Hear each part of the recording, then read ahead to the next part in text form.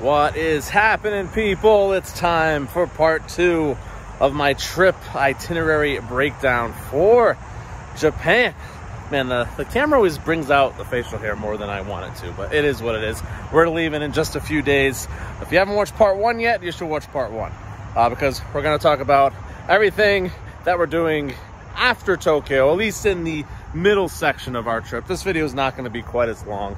If part 1 was about everything we're doing in the Tokyo area, this part 2 is going to be more about these are the bucket list roller coasters and bucket list amusement parks that us enthusiasts go to Japan purposely for.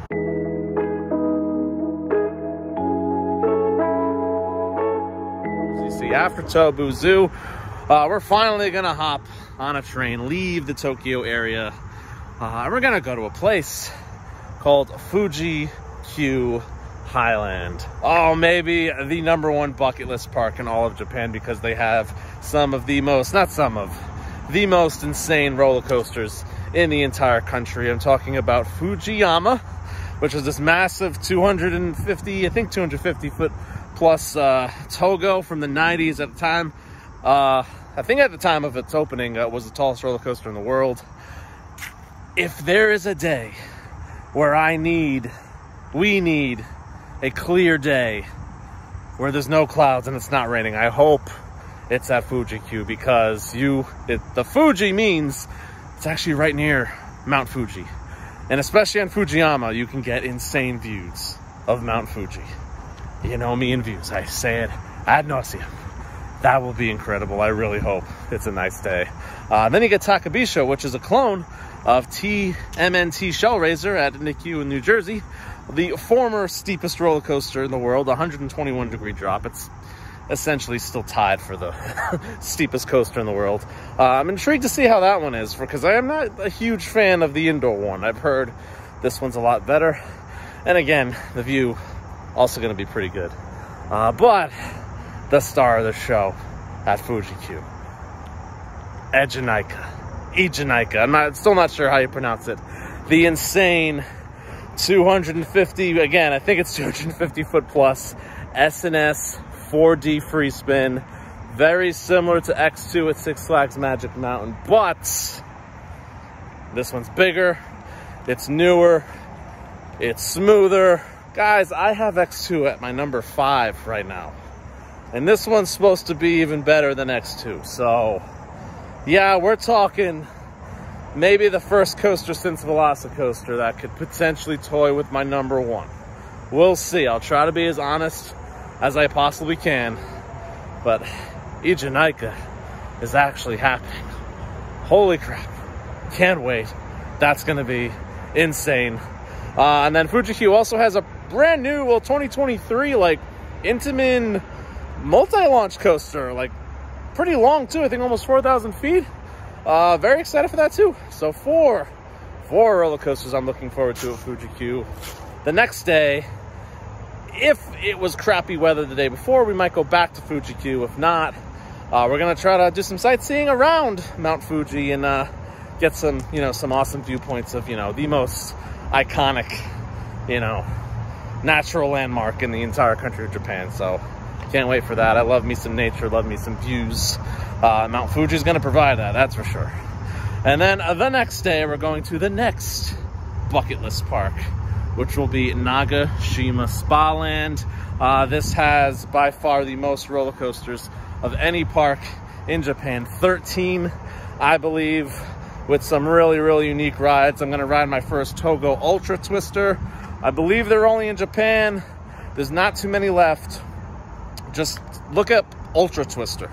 It looks insane. It has a lot of inversions back to back. It has a really good job, really unique train system, track system, whatever you call it. They have a clone of Manta at SeaWorld Orlando, a B&M flying coaster called Acrobat. They have an S&S 4D free spin.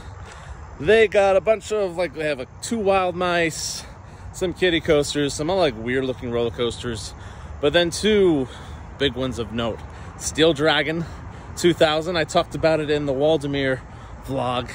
It is the only traditional Giga that I have yet to ride. It is the longest roller coaster in the world, 8,100 feet of track. That is over 1.5 miles.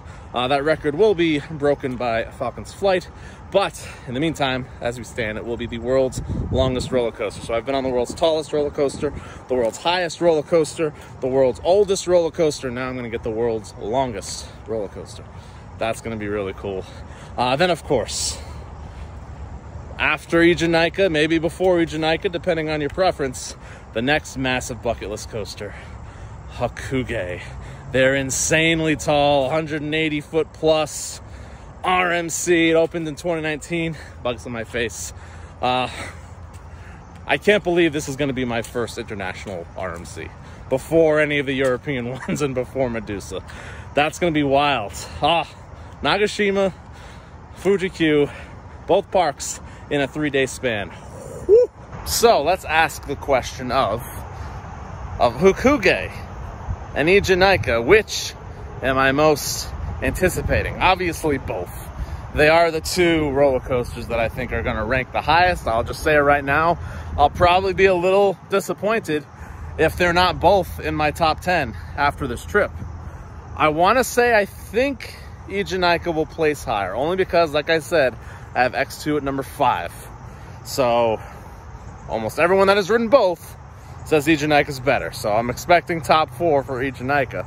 And then Hakugei, I don't think it was ranked as high just because I've been on 18 RMCs. Does Hakugei truly have anything that's going to really blow me away versus like Vengeance or Iron Gwazi, Wildcat's Revenge?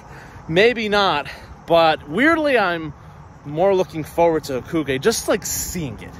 Because I think that's the most like beautiful looking RMC. That like bright white wooden, supports, that bright baby blue track. It looks incredible. I think, obviously, I'll be like, my eyes will be open when we see Eejanaika for the first time. I think when I see Hakugei the first time, that's when I'm really going to be like, there it is. Holy crap. So, like I said, though, I think both, I hope, are in my top 10. And again, I'll try not to be biased. Just because I'm in Japan, I'll be as honest as possible. But that's the facts about those two. So that's part 2. That's just 3 days. We still got about another 5 to 6 days after Nagashima. Some sightseeing, but also not 1, not 2, but 3 more parks that we're visiting after that. So part 3, the final part of this itinerary breakdown, will be out in a couple days, and then we're off, guys. Then we're off. 2.5 weeks in Japan. It's gonna be great. Can't wait. Hope you guys enjoyed the videos that I put out. Hopefully I do a good job editing and vlogging. Obviously we'll get the entire group's opinions on some of the rides, some of the parks while we're there. I'm just a little excited. Just a little bit, guys. So hope you enjoyed this part 2 and this video as a whole. I'll catch you guys next time. Like, comment, subscribe. I'll see you in 2 days.